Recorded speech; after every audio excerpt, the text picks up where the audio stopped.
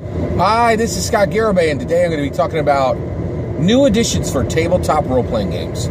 Specifically, what is the purpose of a new addition for a tabletop role-playing game?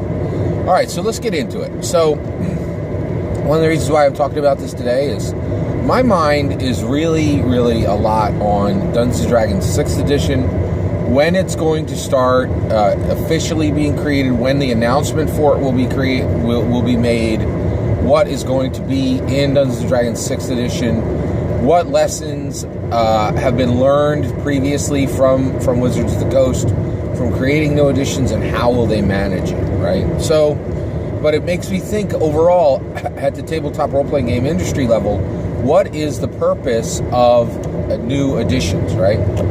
Well, the reality is, so I have an answer to this, and I'll get to it in a moment, but I'll say what I think it is now, and then I'll elaborate on it. I believe the correct purpose for a new edition for any tabletop role-playing game is to reinvigorate the game and to reinvigorate the community, okay?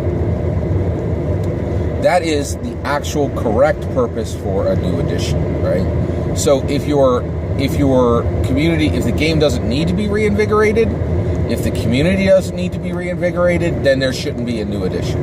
You should have a new edition when the game itself needs to be reinvigorated and when the community, the game's community, needs to be reinvigorated, right? And so here's the other issue is, there was a time where I really felt that new editions were unnecessary, and that you create your game, and then you would not create new editions of your game, right? And I really believe that is wrong now, and the reason why is I really have become a student of tabletop role-playing games overall. There are now actually that subject of tabletop role-playing games is so large and so broad that no one person can wrap their brain around it completely within a single lifetime. So I specialize, right? My areas of specialization within the research and study of tabletop role-playing games is Gary Gygax, is Dungeons & Dragons, is the indie tabletop role-playing game scene, and specifically I would say new core tabletop role-playing game rulebooks, okay? New core rulebooks. That is what I am absolutely most passionate about in tabletop role-playing games, is new core rulebooks. And the reason why is I believe they give you the most value when you're actually buying, and they are the heart of any tabletop role-playing game. If done right, no can defend. Like if your new core rulebook is strong, you're going to have a strong game. And if your new core rulebook is weak, you're not going to have a strong game. And so it has to be iterated right. And also, of course, because I'm into new core tabletop role-playing game rulebooks, I actually am quite opposed to source books. I believe that source books make every single tabletop role-playing game they're introduced into worse. They draw the worst type of players, and they add complexity to the game. And the energy that is used to make them is iteration. It is not innovation, right? And so only the lesser creators ever write them, and if there are greater creators writing them, it's usually not for a great reason. It's usually for a commercial reason. It's my take, right? All right. So let's talk about new editions, right? So why do I believe now that it is absolutely necessary to create a new edition of a tabletop role-playing game at some type of frequency? Well, the reality is, one of the reasons why is because I've read so many new core rule books, right? So a new core rule book is, the core rule book for your tabletop role-playing game. Before this core rule book, your game really didn't exist, right? So new core rule books come in different ways, right? So Dungeons & Dragons has new core rule books. It has 5 editions of the core rule books, right? 5 editions. And we're heading towards 6, right? Let's talk about Deadlands. Deadlands is a perfect example. There are multiple core rule books for Deadlands, and it is not clear at all what happened to Deadlands. There's a 20th anniversary edition. There's the original edition. There is a Savage Worlds edition. There is a GURPS edition. There are just so many versions of the core rule book for Deadlands that it's quite confusing. Sometimes the core rulebooks are split into 2 books, a Marshall and a Player's Guide. Sometimes they're in one book, which would be like the 20th anniversary edition.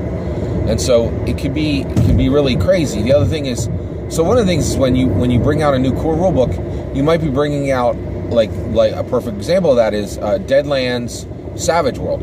That's not a new setting. It's just the same setting in a new rule set, right? So what I'm talking about is new rules, and the same game, and updating the rule set, right? So primarily, I think that's what we're talking about here, because it's an entirely different subject of bringing over an existing rule system and converting a game to that existing rule system. That's a completely different conversation. But there's a ton of complexity around editions, right? So having studied games the way I have, I'll give you 2 examples of beautiful games that have convinced me that you absolutely have to have new editions for your game. And then I'll tell you the frequency on which you should have them. All right, so basically, you have to have a new core rulebook. And the reason why is Chronicles of the Void and Mystic Imperium, right? Chronicles of the Void and Mystic Imperium are both fantastic tabletop role-playing games. Mystic Imperium is like, it's a really urban fantasy type game. And basically it deals with anima and ether and these elements, and your characters are really like deities, right? It's an absolutely stunning, beautiful game that came out in 2011. It's fantastic. I recently read it. I read, it's like a 280-page rule book. I read this thing cover to cover. It's absolutely gorgeous. I just fell in love with this game. It's so beautiful and wonderful. It's a great game. There was just the author's name is I think it's D. Brad Talton, and he just poured his life and his energy into this game. There's so much focus and imagination and hard work in this game, and nobody cares. Like, Mystic Imperium is really not played that much, right? It is just, it's out there, it's there, it is maintained, right? But the reality is, to my knowledge, there aren't any new versions of this, and there are not, and basically that game has not had a reinvigoration, and its community has not had a reinvigoration. And one of the reasons why is it's so small and so pushed to the back, right? And actually the reason for that is there are literally, I really believe there are 300 amazing tabletop role-playing games in the world. There are 300 tabletop role-playing games that are absolutely fantastic. And there are well over, I would say, there's easily over 1,000 tabletop role-playing games in the world. And in English language alone, right? And I would say 30% of them are fantastic and really amazing and are worthy of play, worthy of interest, worthy of focus. They're really, really fantastic games, right? But what about the rest? What about the ones that are, the other 700? Well, they're all vying for attention. And the market can only sustain so many. It really can only sustain so many of these games. So Mystic Imperium is a fantastic game that almost no one plays, that I've really never, and when I say that a game is going nowhere, my measurement, right, is, do I see it on shelves at Barnes and Nobles or at my FLGS? Do I go to conventions every year? Do I see anybody playing it? Do I hear anybody in my streams on Facebook? I have 400 people on my stream on Facebook talking about it. Do I hear about anybody talking about it on Twitter? Do I hear anybody talking about it on Google+? That's 3 major social networks that I belong to, social media sites that I belong to. And, and I don't hear a peep about Mystic Imperium ever, right? I had seen an advertisement for it years ago, and in my mind I was like, hey, I wonder what happened to Mystic Imperium. And so I went and I looked it up, and I added it to my collection, and I read the entire book, and Mystic Imperium is just not going anywhere, right? And the same with Chronicles of the Void. Fantastic space opera tabletop role-playing game. It's a unique science fiction setting. It has unique ships. It has unique races. It has unique weapons. It has a unique history. It has fantastic, gorgeous art. and it just went nowhere, right? Chronicles of the Void is one of my favorite tabletop role-playing games, science fiction version. I would never even attempt to run it. And the reason why is it's a great game, but there's like 25, 50 games that I would run in front of it.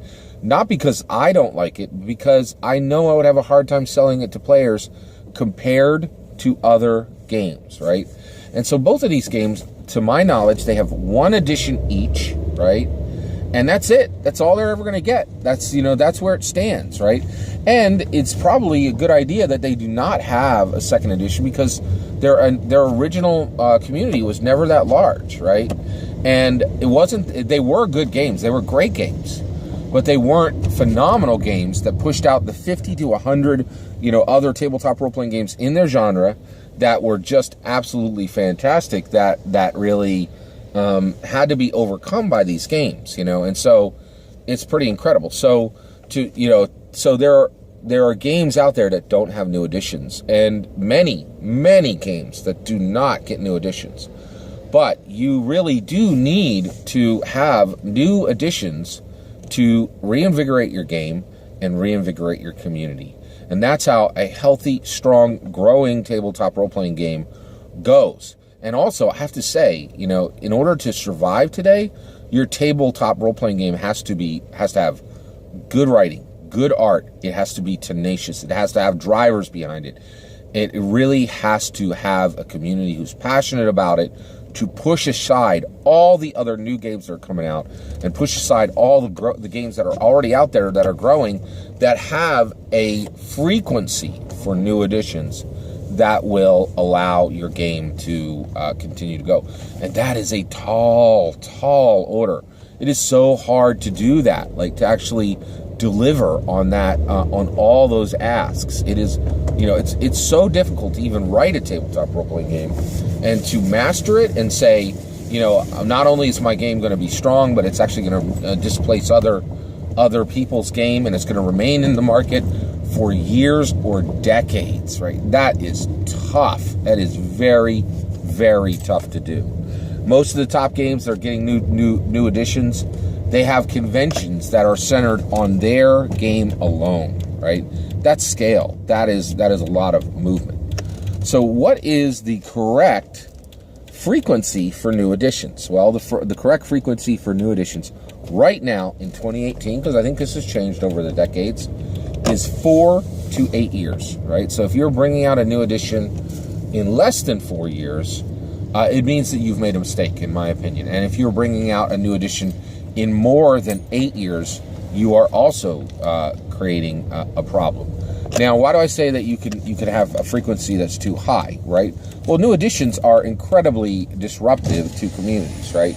The biggest thing they hurt, the biggest people they hurt, is new editions. This is really sad. It's one of the reasons why I believe so strongly in new core rulebooks is new editions hurt the most dedicated players the most, right?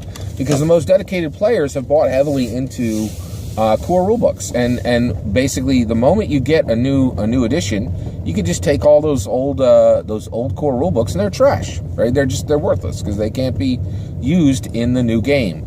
You have to do conversion to use them, and to me, conversion is not real, right? It's just a word that the game creators throw out there to assuage people who have bought source books.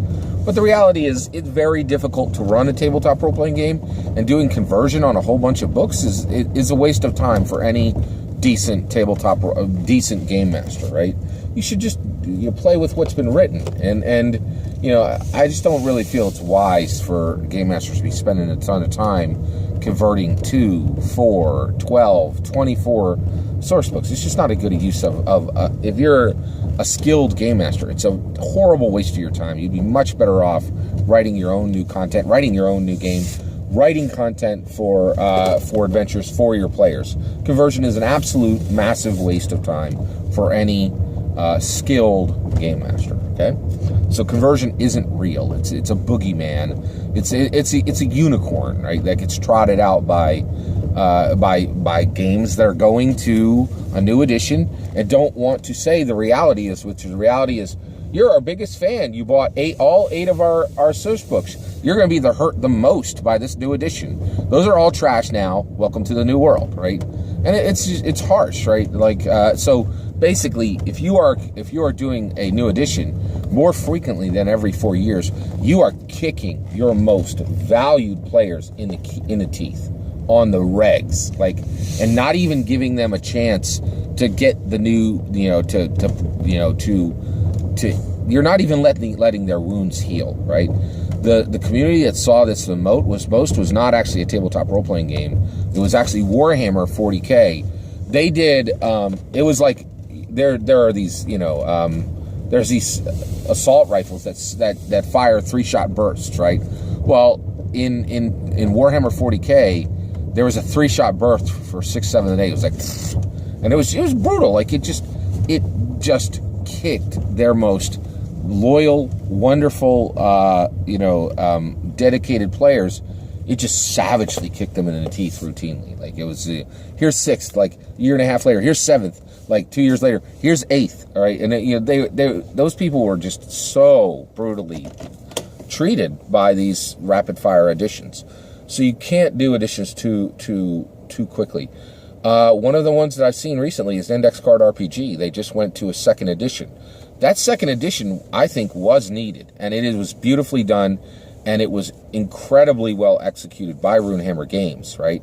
But if you're bringing out a 2nd edition and you haven't even had 2 years, I think it's about 2 or 3 years since their first edition, right? Since the first edition, well, then what are you really dealing with there?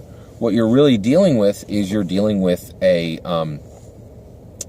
person who is...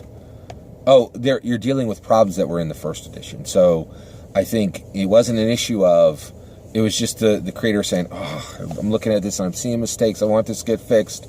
And then, having this desperate desire to put out a new edition and not being patient. I think they were right to do 2nd edition, but there should have been more time and attention and a better job done on 1st edition, right? But I am happy that 2nd edition is out there.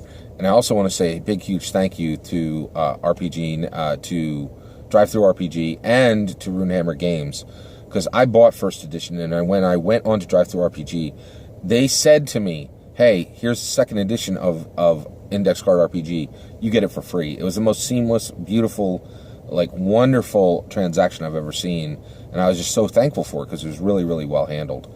But overall, I really think there should have been more attention on 1E. And if you're doing iterations more frequently than every 4 years, it's too much.